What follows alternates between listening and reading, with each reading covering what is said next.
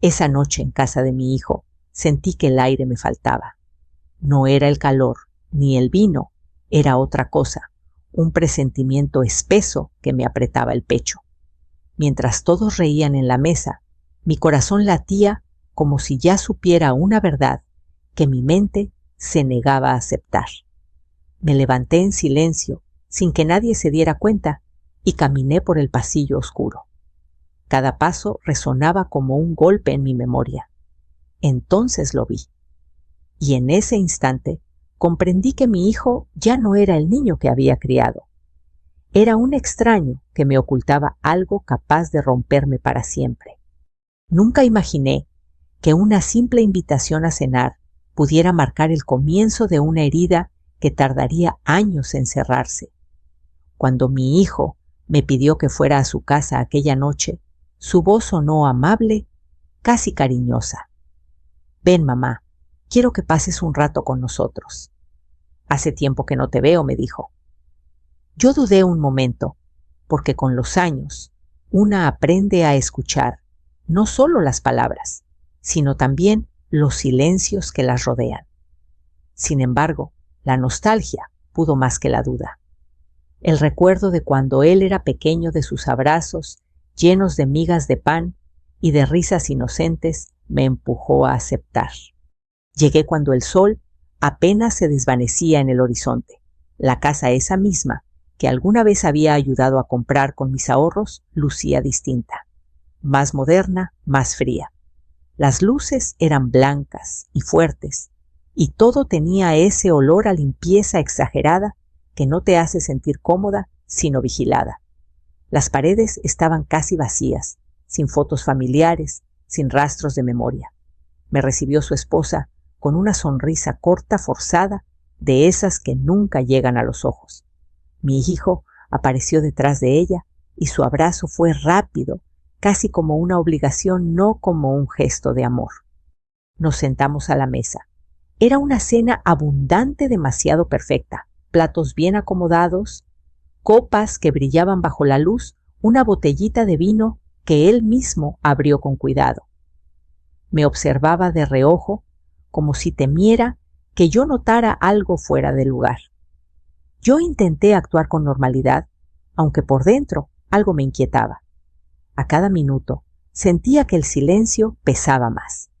La conversación iba y venía, que el trabajo, que los planes futuros, que un posible viaje.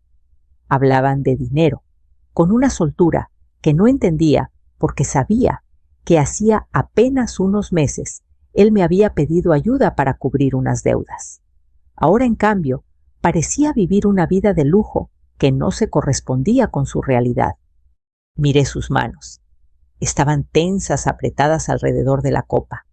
Su vista evitaba la mía, como si mis ojos fueran un espejo que pudiera reflejar verdades que él no quería enfrentar.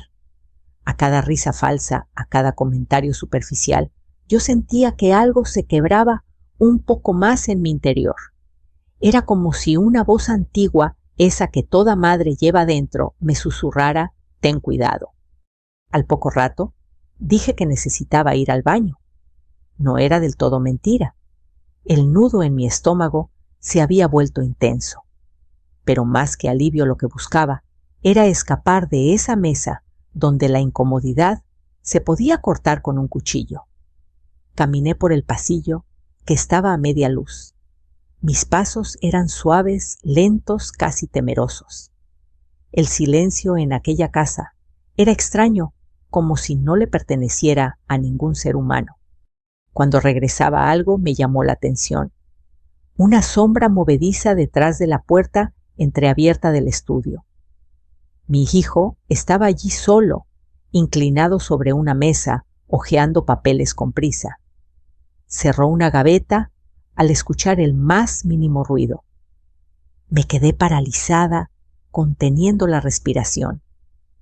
Durante un segundo eterno, nuestras miradas se cruzaron. En sus ojos vi algo que nunca había visto antes: miedo y culpa, mezclados en una expresión que me heló la piel. Mamá dijo fingiendo tranquilidad: «Pensé que estabas en el baño». Asentí sin responder, como si algo me hubiera robado la voz. Él sonrió, pero esa sonrisa no tenía calor. Era rígida, distante. Salí de allí con el corazón latiendo tan fuerte que casi podía escucharlo en mis oídos. Regresé a la mesa y me senté en silencio sin poder probar bocado. A partir de ese momento, cada minuto se volvió una eternidad. La cena continuó como si nada hubiera pasado, como si no hubiera descubierto aquella sombra en su mirada. Pero yo ya no podía engañarme. Algo oscuro se movía bajo esa aparente tranquilidad. Cada objeto en la casa me parecía parte de un escenario cuidadosamente armado. La decoración, la comida, la amabilidad fingida. Todo era una fachada. Recordé otras señales que había ignorado en los últimos meses, llamadas cortas excusas, promesas rotas. Recordé el modo en que había evitado hablarme de su trabajo, como si ese tema le quemara la lengua. Todas esas pequeñas omisiones, esos silencios prolongados, comenzaban a encajar en una imagen aterradora. Aún así, una parte de mí se negaba a aceptar la realidad. Debe haber una explicación, pensaba, un malentendido, un problema laboral, cualquier cosa menos aquello que mi corazón empezaba a sospechar, porque hay un dolor que ninguna madre está preparada para sentir, el de descubrir que su propio hijo es capaz de ocultarle la verdad con tanta frialdad. Cuando por fin me despedí, él me acompañó hasta la puerta. Su mano tocó mi hombro y por un instante volvió a ser el niño que alguna vez me pidió que nunca lo dejara solo. Pero en ese contacto ya no había amor, solo una mentira más. Caminé de regreso a mi casa, con la certeza de que nada volvería a ser igual. Esa noche, mientras el silencio me abrazaba en la oscuridad de mi cuarto, comprendí algo terrible no estaba entrando en un simple conflicto familiar. Estaba a punto de descubrir un secreto que iba a romper todo lo que creía saber sobre la persona que más había amado en esta vida. Esa noche no conseguí dormir. Mi cama, que durante años había sido un refugio cálido, se convirtió en una extensión de mis pensamientos inquietos. Me daba vueltas una y otra vez, viendo en la oscuridad el rostro de mi hijo, su mirada esquiva, el modo en que cerró aquella gaveta con desesperación contenida. El silencio de mi casa parecía más profundo que de costumbre. Solo se escuchaba el tic-tac del viejo reloj en la pared, recordándome con cada segundo que algo estaba por estallar. Cerré los ojos e intenté respirar hondo, pero mi pecho sentía una presión extraña, como si un peso invisible me oprimiera desde adentro. No era dolor físico, era algo más hondo, una angustia que no tenía nombre. Pensé en levantarme a preparar un té, como hacía cuando la inquietud me quitaba el sueño, pero mis piernas no respondían. Me quedé ahí, inmóvil, hasta que el recuerdo del rostro de mi hijo volvió a imponerse más fuerte que cualquier cansancio. No podía seguir fingiendo que no había visto nada, y sin embargo, otra parte de mí se resistía a la verdad. Tal vez exagero, me dije en voz baja, hablando a la nada. Tal vez está pasando por un mal momento, tal vez solo eran papeles del trabajo. Pero aquellas palabras apenas lograban engañarme a mí misma durante unos segundos. En el fondo, sabía que mi intuición no se equivocaba. Nunca lo había hecho. Pasaron las horas lentas y pesadas. Cuando el cielo empezó a aclarar y la primera luz del amanecer se coló por la ventana, supe que no podía quedarme quieta. Tenía que volver a esa casa. No porque quisiera hacerlo, sino porque necesitaba respuestas. Tomé mi bolso despacio, como si cada movimiento fuera un paso hacia un abismo, y salí sin hacer ruido, casi como una ladrona que entra a una tierra prohibida. El camino hasta la casa de mi hijo me pareció más largo que de costumbre. Cada esquina, cada golpe de viento y cada ladrido lejano se sentía distinto, cargado de un significado oscuro. Al llegar, noté que el auto de él no estaba, tampoco el de su esposa. Sentí una mezcla de alivio y miedo. Estaban fuera, y esa ausencia abría una puerta que yo como madre nunca había querido cruzar. Introduje la llave en la cerradura. Mis manos temblaban. Durante un instante dudé. ¿Realmente iba a entrar sin permiso? ¿Qué clase de madre hace eso? Pero el pensamiento fue más fuerte. No lo hacía por curiosidad, sino por necesidad. Tenía que saber si mi hijo estaba en peligro, o si el peligro era él mismo. La casa estaba en silencio absoluto. Ese tipo de silencio que no es tranquilo, sino tenso. Caminé con pasos lentos, casi suspendida en el aire. Mis pies apenas tocaron el suelo, y cada crujido de la madera hizo que el corazón se me subiera hasta la garganta. Miré a mi alrededor. Todo parecía impecable, demasiado ordenado, como si alguien hubiera tratado de borrar cualquier rastro de desorden de vida real. Fui primero a la sala, luego a la cocina. Nada fuera de lugar. O tal vez todo lo estaba, pero de un modo que no se nota en la superficie. Finalmente, mis pies me llevaron sin que yo se lo ordenara al estudio. La misma habitación donde la noche anterior había visto aquella sombra encorvada sobre la mesa. La puerta estaba cerrada, pero no con llave. La empujé suavemente. El aire dentro del cuarto era distinto, más pesado, como si guardara secretos que llevaban tiempo encerrados allí. Mis ojos recorrieron cada rincón con cuidado, registrando todo el escritorio, la computadora apagada, unas carpetas acomodadas en una esquina. El corazón me latía con fuerza cuando me acerqué a la mesa. No sabía exactamente qué buscaba. Solo sabía que debía encontrar algo. Sobre el escritorio había una libreta. La abrí con manos temblorosas. No eran apuntes normales.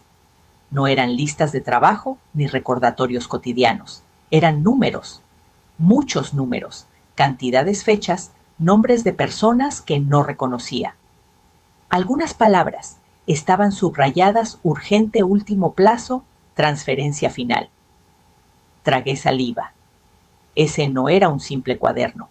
Era un registro de algo oculto. Seguí revisando sin atreverme a tocar demasiado. En un cajón medio escondido bajo unos papeles viejos, encontré sobres con logotipos de bancos que no conocía. Algunos estaban abiertos, otros rotos con desesperación. Uno de ellos tenía una frase escrita a mano: si no pagas antes del viernes, ya sabes lo que pasará. No había firma, no había nombre. Solo esa amenaza muda que parecía atravesar el papel y clavarse en mi piel. Un escalofrío me recorrió de pies a cabeza. Cerré los ojos un segundo, como si así pudiera borrar todo. Pero cuando los abrí, lo que estaba allí seguía intacto. La realidad no desaparece por mucho que la evitemos. En ese momento escuché un leve sonido en el ascensor del edificio. Alguien subía. Mi cuerpo se tensó de inmediato. Podían ser ellos. Podía ser mi hijo regresando y encontrándome allí, revisando lo que jamás quiso mostrarme. Miré alrededor, buscando dónde esconderme, hacia dónde huir, pero no tenía tiempo para hacerlo. Me quedé inmóvil, aguantando la respiración. Los pasos se escucharon en el pasillo. Se detuvieron frente a la puerta del apartamento. Luego el sonido inconfundible de las llaves. Mi mente se nubló. No ahora, por favor. Pensé casi suplicando en silencio. Pero en ese preciso instante, el ruido se alejó de nuevo. Eran pasos de un vecino. No eran ellos. El peligro inmediato pasó, pero dejó tras de sí un miedo más profundo. Sabía que no podía quedarme más tiempo. Guardé mentalmente cada detalle que había visto. No me llevé nada. No moví nada del lugar. Solo memoricé la verdad pieza por pieza, como un rompecabezas roto. Salí del estudio, cerré la puerta con cuidado y caminé de regreso hacia la entrada. Antes de irme, una última cosa llamó mi atención. Sobre una repisa había una fotografía vieja. Era yo más joven, abrazando a mi hijo cuando él tenía 5 o 6 años. Sonreíamos, éramos felices. Esa imagen en ese lugar parecía un acto cruel, una burla. Tomé la foto un instante, sentí el borde desgastado con los dedos y la volví a dejar donde estaba. No era el momento para aferrarme al pasado. Cerré la puerta detrás de mí con suavidad. Cuando estuve en la calle, respiré hondo. El mundo seguía su curso. La gente caminaba, los autos pasaban el cielo, era azul como cualquier otro día. Pero para mí todo había cambiado. Ya no era solo una madre preocupada. Ahora conocía una parte de la verdad, y esa verdad apuntaba en una sola dirección. Mi hijo estaba metido en algo peligroso. Algo que tarde o temprano también me alcanzaría a mí. Y mientras caminaba de regreso a mi hogar, comprendí que el silencio de una madre puede ser más poderoso que cualquier grito. Yo no había dicho una sola palabra, pero dentro de mí algo comenzaba a despertarse. Durante el camino de regreso a mi casa, las imágenes del estudio de mi hijo no dejaban de repetirse en mi mente. Las hojas llenas de números, los sobres rotos, la amenaza escrita a mano. Todo parecía una mala película, una de esas historias que solo les ocurren a otros. Sin embargo, la realidad me golpeaba con cada paso que daba sobre la banqueta. Aquello no era ficción, era mi vida. Y el protagonista de ese drama oscuro era el mismo niño que yo había enseñado a caminar. Al llegar, cerré la puerta con doble llave. Sentí la necesidad de protegerme, aunque aún no entendía del todo contra qué debía protegerme. Me senté en la mesa de la cocina, la misma donde tantas veces partí pan para mi hijo, la misma donde le limpié las lágrimas cuando se caía de la bicicleta. Todo en esa cocina hablaba de años de amor, de sacrificios, de noches sin dormir, de comidas compartidas. Y ahora, sin embargo, el silencio pesaba más que cualquier recuerdo. No podía mantenerme quieta. La inquietud era como un fuego lento que me recorría el cuerpo. Pensé en volver a la casa de mi hijo, otra vez revisar con más detalle, llevarme alguna prueba. Pero algo dentro de mí, esa voz prudente que me había acompañado toda la vida, me detuvo. Si él descubría que yo había tocado algo, podría eliminar cualquier rastro. Debía actuar con inteligencia, no con desesperación. Decidí hacer algo distinto, revisar mis propios papeles en casa. Fui a mi habitación y saqué la vieja caja de madera donde siempre guardaba documentos importantes, recibos, títulos de propiedad, cartas, facturas antiguas, papeles de herencia de mi difunto esposo. Esa caja contenía la historia de mi vida económica y familiar. La abrí con cuidado, como si dentro habitara una criatura dormida. Empecé a revisar uno por uno los documentos. Todo parecía normal, hasta que encontré algo que no recordaba haber visto antes.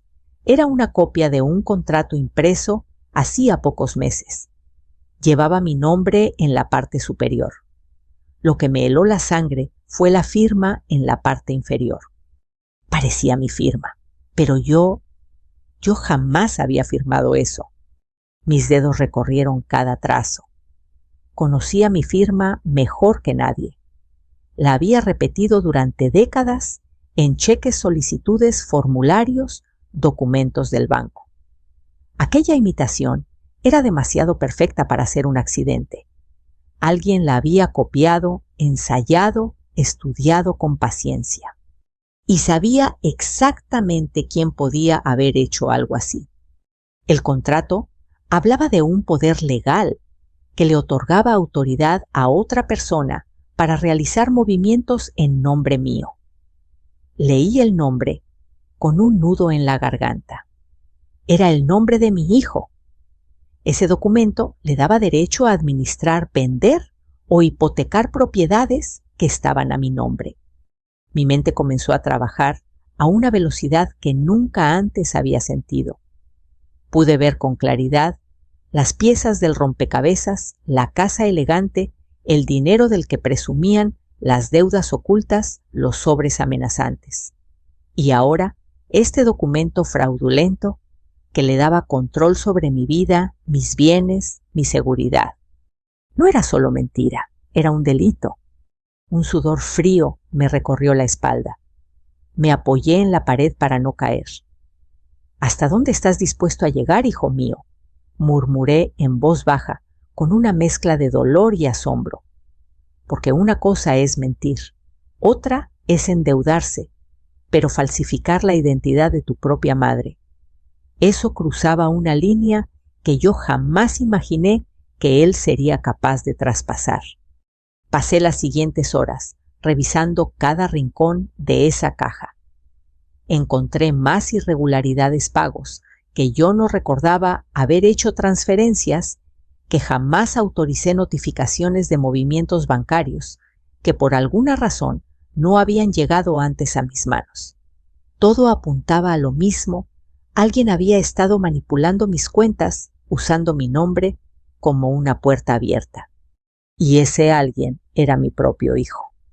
Me senté de nuevo a la mesa, con una pila de papeles frente a mí, como si estuviera observando el expediente de un desconocido. Pero no lo era. Era la prueba en papel de la traición más profunda que una madre puede experimentar. Sentí como mis manos comenzaban a temblar, primero de rabia, luego de tristeza, luego de una decepción que iba más allá de las palabras. Recordé su rostro de niño cuando corría hacia mí después de la escuela.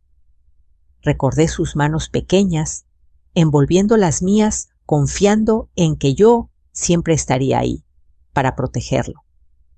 ¿En qué momento se había perdido ese niño? ¿Cuál fue el punto exacto donde el amor se transformó en interés y el respeto en simple conveniencia? Quise llorar, gritar, llamarlo por teléfono y exigir explicaciones, pero no hice nada de eso. Por primera vez en toda mi vida, dentro de mí, nació una calma extraña. No una calma de resignación, sino una calma peligrosa, lúcida, consciente. La calma de quien deja de ser víctima para convertirse en testigo. Comprendí que la verdad no debía ser confrontada con lágrimas, sino con inteligencia. Tomé una hoja en blanco y empecé a anotar todo lo que recordaba de la noche anterior y de lo que había visto en su estudio, las palabras, los números, los nombres, las amenazas. Escribí con letra firme, ordenada. Cada línea se convirtió en un acto de afirmación. No estaba loca, no estaba imaginando cosas. La realidad estaba ahí clara frente a mí. Y también anoté otra cosa, una frase que surgió de lo más profundo de mi ser. Mi hijo me ha mentido, pero todavía no sabe que su mayor error fue subestimarme. Porque si había algo que aprendí a lo largo de la vida, era esto: los papeles no mienten. Los documentos no sienten lástima, no se dejan engañar por besos en la frente ni por palabras bonitas. Y en esos papeles estaba escrita una verdad que él no podría borrar tan fácilmente. Cuando terminé de escribir, cerré la libreta con decisión. Afuera comenzaba a oscurecer. El día había sido largo, demasiado largo. Sin embargo, yo sentía que apenas estaba comenzando algo mucho más grande. La mujer asustada ya no era la misma. Y aunque el dolor era profundo, una nueva fuerza empezaba a levantarse en mi interior, silenciosa, decidida. Si mi hijo había elegido el camino de la mentira, yo recorrería el de la verdad hasta el final. Aquella madrugada apenas dormí. No porque el sueño me huyera, sino porque mi mente no podía apartarse de los documentos que había encontrado.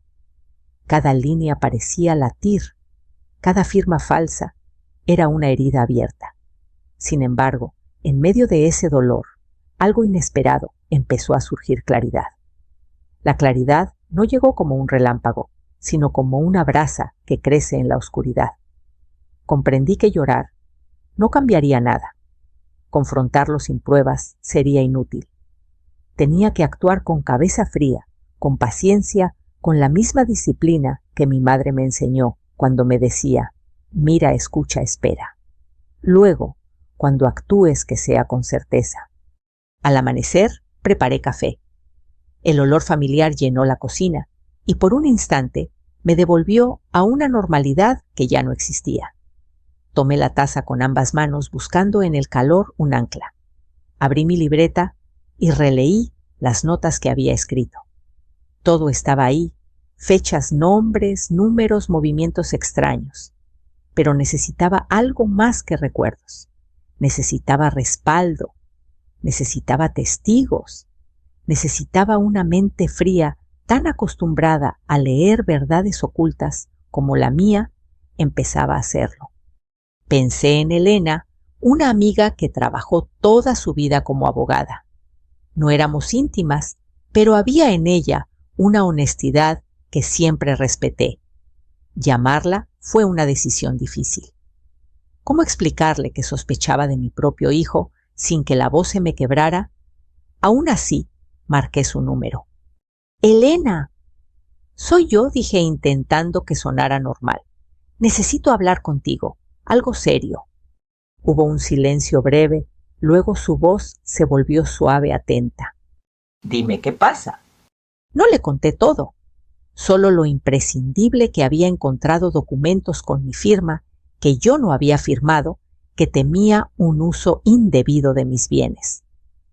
No mencioné nombres al principio. Quería escuchar su reacción sin contaminarla con mis emociones. «Tienes que protegerte», dijo con firmeza. «Nadie puede usar tu nombre sin tu consentimiento. Si lo están haciendo, es un delito. Reúne todo lo que tengas. Fotos, copias, fechas, cualquier detalle. Yo te ayudo a ordenar eso, pero debes ser muy cuidadosa. Quien te está haciendo esto podría intentar borrarlo todo». Asentí, aunque no podía verla. Su advertencia confirmó lo que yo ya intuía: estaba entrando en territorio peligroso.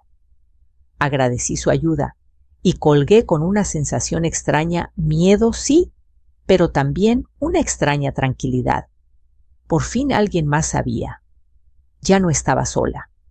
Ese mismo día empecé a trabajar como si me estuviera preparando para una batalla silenciosa. Tomé cada documento sospechoso y lo fotografié con mi antiguo celular. Luego los guardé en un sobre especial lejos de miradas curiosas. Empecé a revisar mis cuentas en el banco una por una. Descubrí movimientos que jamás recordaba haber autorizado: retiros pequeños, transferencias, encadenadas, depósitos extraños. Todo ocurría en fechas en las que yo había estado en casa tranquila, ajena a cualquier trámite. Una parte de mí se sorprendía de no haberlo notado antes. Otra parte entendía el por qué había confiado demasiado. La confianza, entendí entonces, puede ser un regalo o una ceguera. Yo la ofrecí con amor. Alguien la usó como una herramienta. Durante las llamadas siguientes, con Elena, fui reuniendo las piezas. Ella me ayudó a comprender el alcance legal de lo que estaba sucediendo. Habló de delitos de falsificación, de abuso de confianza. Palabras que jamás pensé pronunciar cuando se trataba de mi propio hijo. Y sin embargo, allí estaban. «No quiero venganza», le dije un día. «Solo quiero que todo pare, que vuelva la paz». «La paz no siempre llega». «Sin poner límites», respondió. «Y a veces el mayor acto de amor es no permitir más daño». Sus palabras se quedaron conmigo. Entonces tomé una decisión que cambiaría el rumbo de todo empecé a planear en silencio. No para destruirlo, sino para protegerme. Pedí citas en el banco sin que nadie lo supiera. Moví algunos ahorros a otra cuenta segura que solo yo podía tocar. Reuní pruebas. Sellé, sobresnumeré fotografías, como si organizara un archivo secreto. Cada pequeña acción era un acto de recuperación de mi dignidad, de mi control de mi vida. Y mientras tanto, seguí actuando como siempre cuando hablaba con él. Si me llamaba, yo respondía con mi tono de madre cariñosa. Le preguntaba por su salud, por su trabajo, por su esposa. Él, relajado por mi aparente normalidad, bajaba la guardia. No sospechaba nada. Creía que yo estaba ciega. Y quizás ese fue su error más grande. Una tarde me pidió que fuera a tomar café con ellos. Acepté. Al verlos, noté que estaban más nerviosos que de costumbre. Hablaban rápido, se miraban entre sí. Me ofrecieron pastel, sonrisas, palabras dulces. Yo los observaba con serenidad. Por dentro, cada gesto suyo confirmaba mis sospechas. Por fuera, yo era la misma madre de siempre. «Te ves un poco cansada, mamá», comentó él. «Es la edad», respondí suavemente. «Pero todavía tengo ojos para ver y mente para pensar». No lo dije con intención acusadora. Sin embargo, en sus pupilas vi un destello de algo que no supe descifrar. Temor, desconfianza, tal vez ambos. Cuando regresé a casa esa noche, me miré al espejo durante largo rato. Vi las arrugas, las canas, el cuerpo que ya no es joven.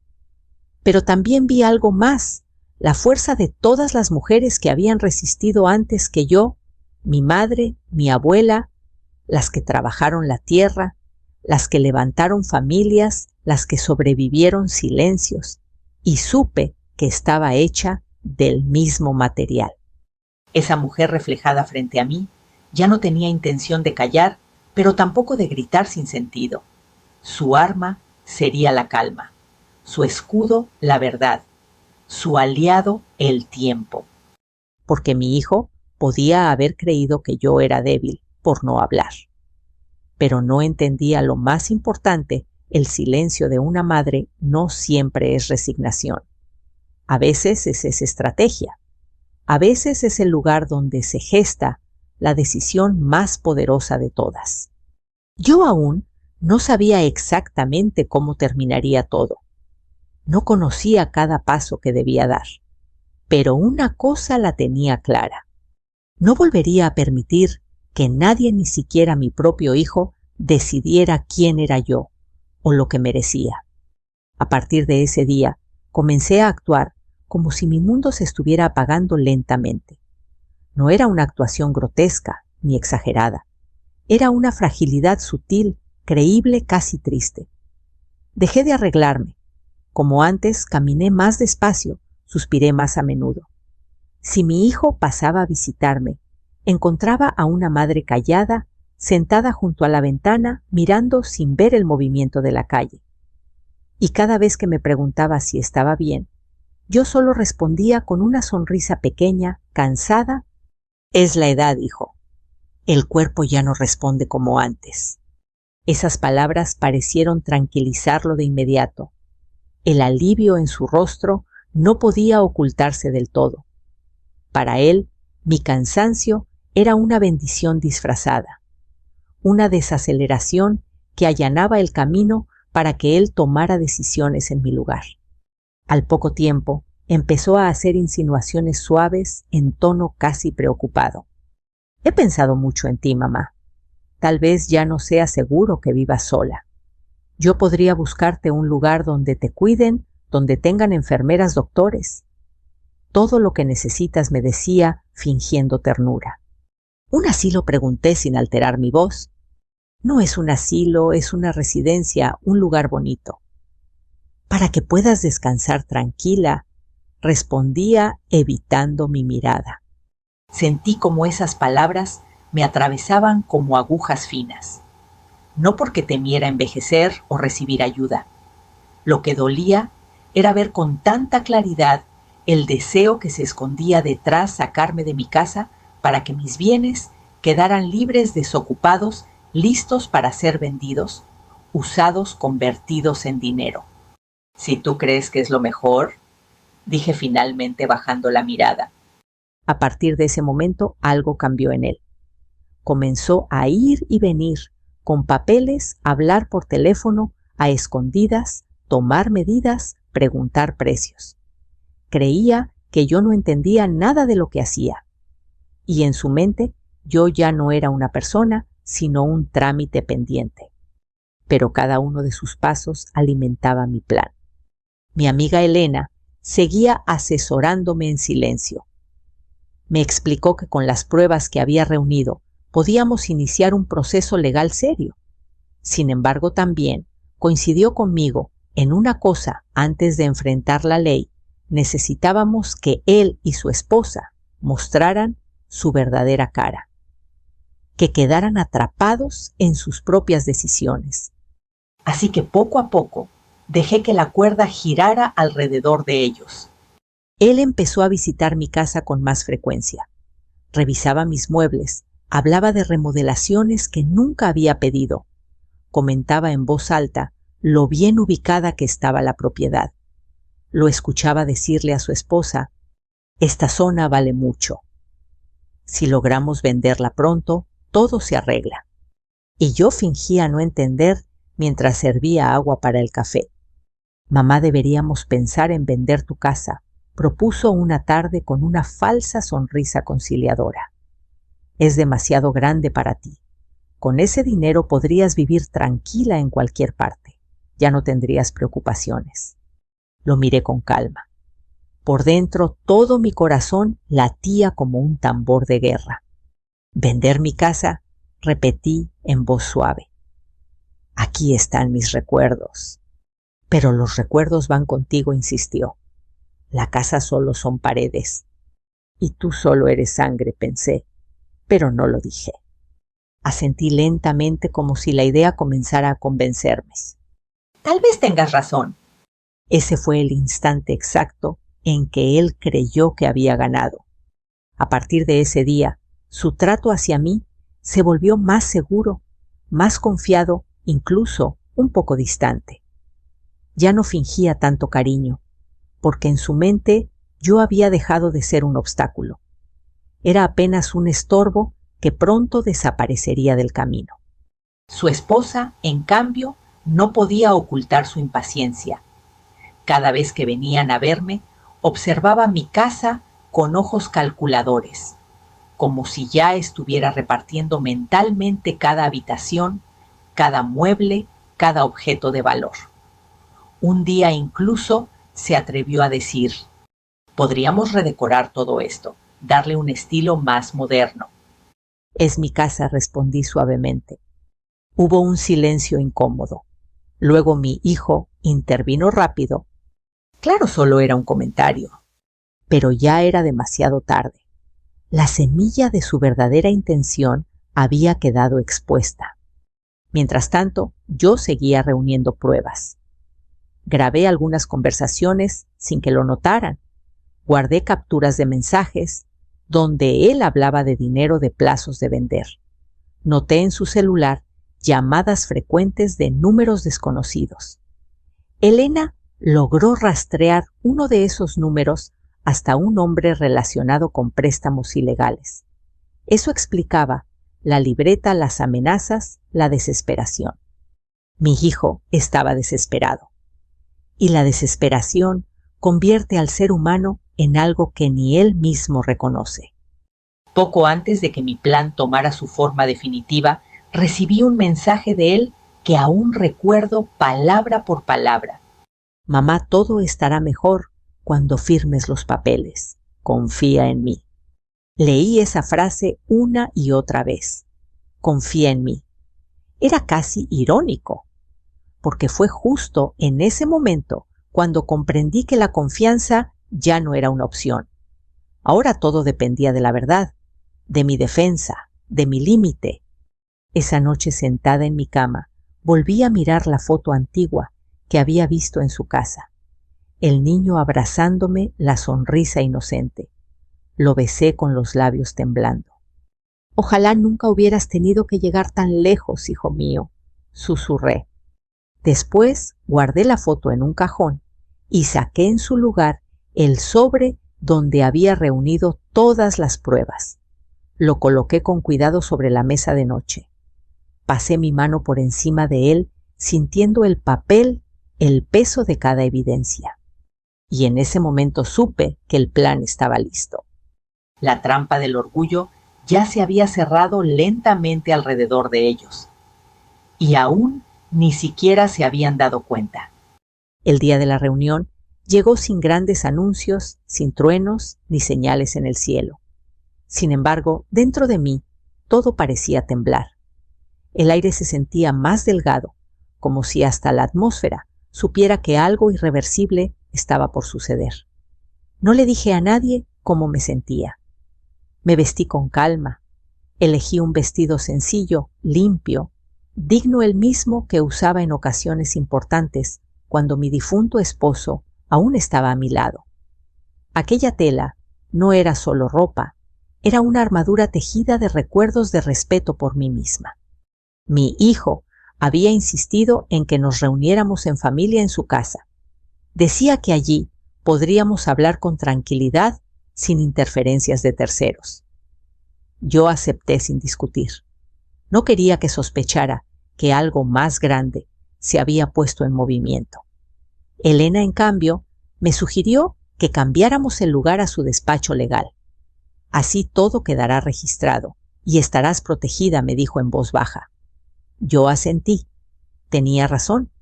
La verdad no debía revelarse en una sala de estar decorada con mentiras, sino en un espacio donde la justicia pudiera sostenerla. Llegué primero. El despacho era sobrio, con muebles de madera oscura, olor a libros y a documentos antiguos. Sobre la mesa principal, Elena había colocado una carpeta gruesa donde estaban ordenadas todas las pruebas, las copias del contrato falso, los movimientos bancarios, las grabaciones de voz, las fotografías de los documentos en su estudio, las amenazas anónimas, incluso la cronología completa de todo lo ocurrido. Verlo allí, tan claro, tan evidente, me produjo una mezcla de alivio y tristeza profunda. Minutos después, escuché pasos en el pasillo. La puerta se abrió y entraron ellos. Mi hijo primero, con una expresión de aparente tranquilidad. Detrás, su esposa tensa, con los labios apretados. Ambos intentaron sonreír, pero la rigidez en sus cuerpos delataba su nerviosismo. «Mamá», dijo él, «qué bueno que aceptaste venir. Sé que hemos tenido malentendidos, pero hoy todo se va a arreglar». Lo miré con una serenidad que él no conocía. No había en mis ojos reproche ni ternura, solo una calma inmensa, poderosa. «Eso espero, hijo», respondí en voz baja, «porque hoy por fin todo va a salir a la luz». Elena se levantó de su asiento. Su presencia era firme, imponente, casi maternal también. «Gracias por venir», dijo. «Esta reunión no es un simple encuentro familiar. Estamos aquí para aclarar una serie de irregularidades graves vinculadas al nombre, bienes y documentos de la señora». Mi hijo frunció el ceño confundido. «¿Irregularidades? Debe haber un error». «No, no lo hay», interrumpí suavemente. Elena abrió la carpeta.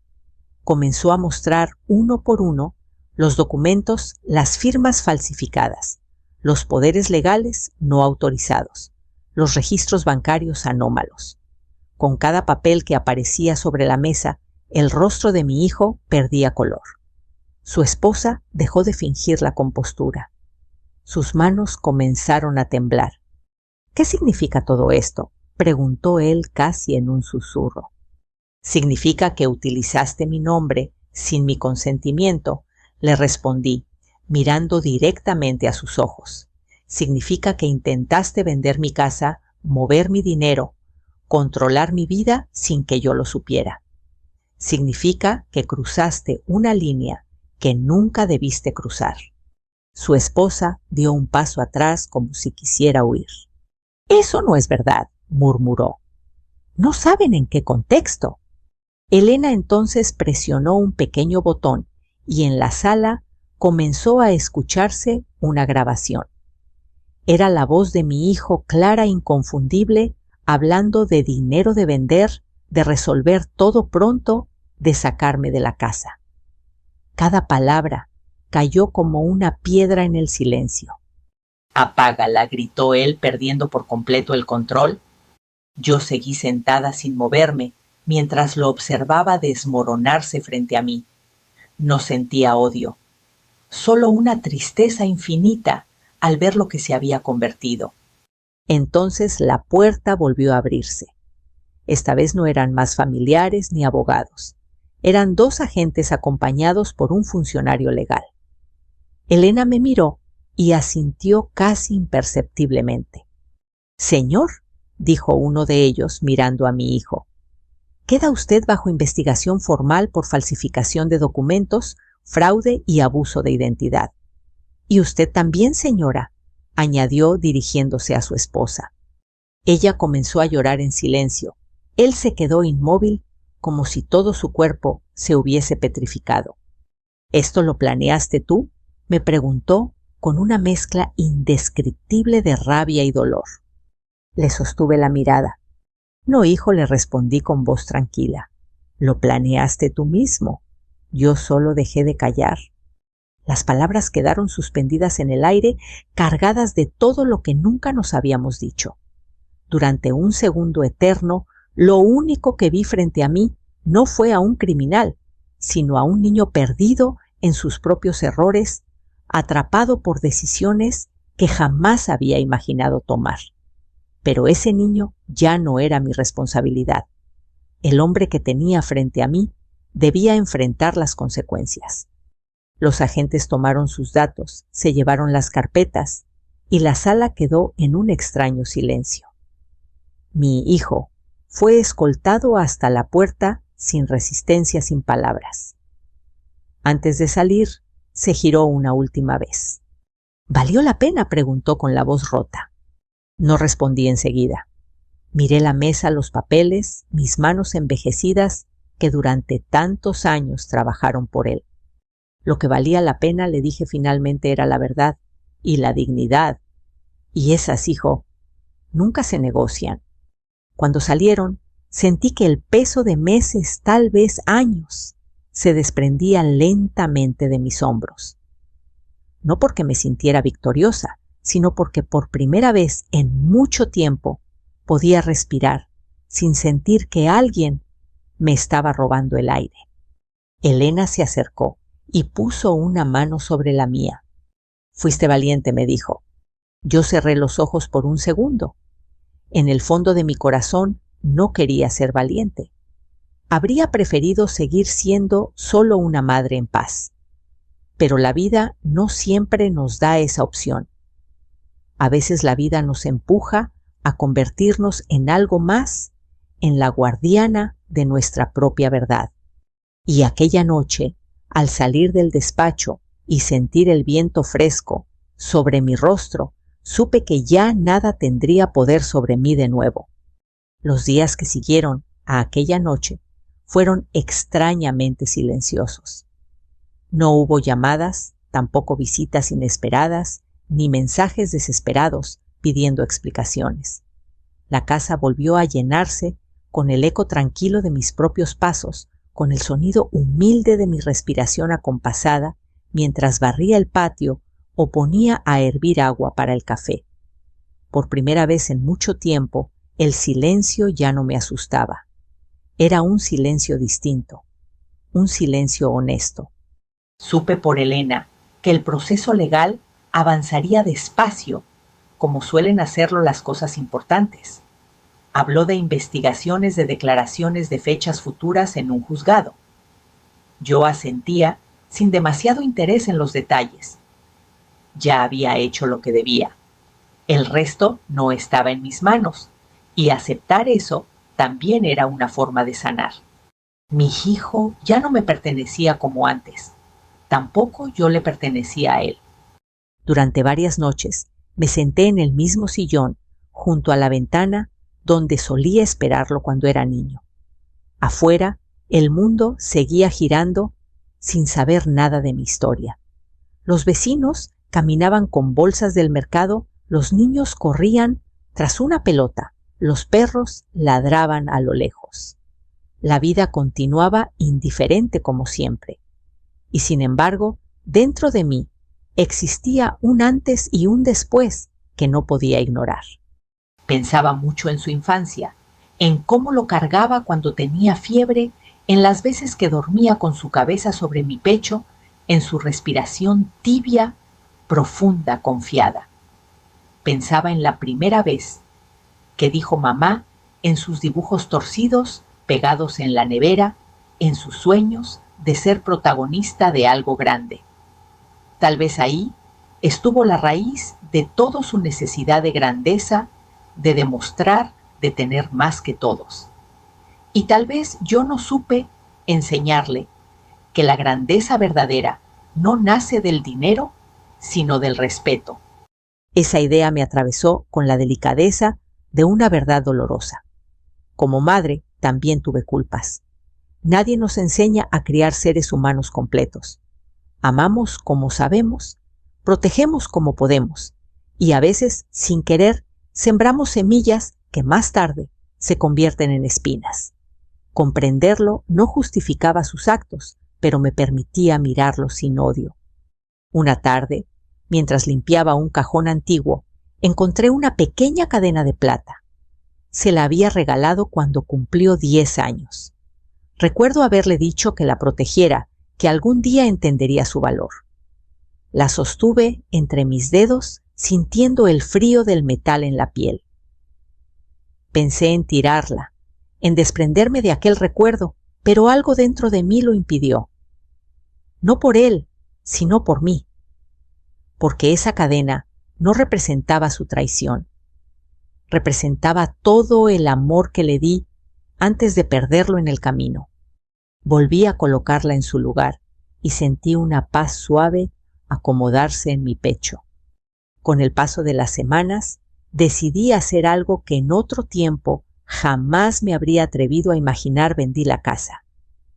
No porque me la hubieran querido quitar, sino porque ya no la sentía como mía.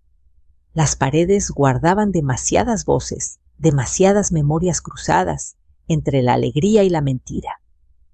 Necesitaba un nuevo comienzo, un espacio que no estuviera manchado por la desconfianza. Me mudé a un lugar pequeño sencillo, lleno de luz. Desde la ventana se veía un jardín comunitario donde ancianas como yo regaban flores con manos arrugadas pero felices. Por primera vez en años me sentía parte del mundo nuevamente. Nadie sabía mi historia. Nadie me veía como víctima ni como madre de un criminal. Solo era una mujer más, con dignidad tranquila, en sus pasos cortos. Con una parte del dinero que obtuve, decidí hacer algo que nacía directamente de esta experiencia, crear un pequeño fondo para ayudar a personas mayores que estuvieran siendo manipuladas por sus propias familias. Personas que, como yo, habían confiado demasiado. Personas que creían que el amor siempre justifica el abuso. Fui a hablar con una asociación local y, sin decir mi nombre completo, ofrecí apoyar a quien lo necesitara. No era una venganza, era una reparación. Cada cheque que firmaba para ayudar a otros me limpiaba un poco más por dentro. Me devolvía la sensación de control que me habían querido arrebatar. Me demostraba que aunque me habían intentado usar, yo seguía teniendo la capacidad de elegir qué hacer con mi vida, con mi dinero, con mi historia. A veces en las noches tranquilas pensaba en él. Me preguntaba si en medio del proceso que enfrentaba habría comprendido la gravedad de sus actos. Me preguntaba si dentro de su celda interna todavía existía un rastro del niño que amé. Pero no me permitía quedarme demasiado en esas preguntas. la nostalgia mal administrada también puede convertirse en prisión. Aprendí que perdonar no siempre significa volver a abrir la puerta. A veces perdonar es simplemente dejar de cargar la piedra del rencor a cuestas. Y eso fue lo que hice, perdoné en silencio, no por él, sino por mí, para no endurecer mi corazón, para no convertirme en la sombra de lo que me hicieron. Una mañana salí al jardín con una pequeña regadera azul que había comprado en el mercado. Había una planta marchita junto al muro. Sin saber por qué, decidí cuidarla. Día tras día le añadí un poco de agua, un poco de luz, un poco de paciencia. Pasaron las semanas y un capullo tímido apareció entre las hojas secas. Lo miré abrirse lentamente, como si fuera un milagro pequeño personal. Y comprendí. A pesar de todo, yo también estaba volviendo a florecer. Hoy sentada en este nuevo hogar sin lujos ni apariencias, pero lleno de verdad, sé que sobreviví a algo que pudo haberme destruido. No con gritos, no con escándalos, no con violencia, sino con conciencia, dignidad, valentía y un amor que supo cuándo detenerse para no seguir siendo pisoteado. Si estás escuchando esta historia y has sentido alguna vez que alguien cercano te traicionó, te utilizó o intentó borrarte, quiero que recuerdes algo muy importante. Tu vida no le pertenece a nadie más que a ti. No importa la edad que tengas. Siempre estás a tiempo de recuperar tu voz, tu espacio, tu verdad. Ahora quiero preguntarte algo desde el fondo de mi corazón. ¿Has vivido algo similar? ¿Alguna vez alguien en quien confiabas se ha aprovechado de ti? Cuéntame en los comentarios dónde nos escuchas hoy. Tu historia también merece ser contada. Tenemos muchas historias como esta, llenas de vida, dolor y esperanza. Así que, si quieres seguir escuchando historias que nacen del corazón de mujeres como tú, suscríbete y acompáñanos en este camino de sanación, verdad y dignidad. Gracias por escuchar.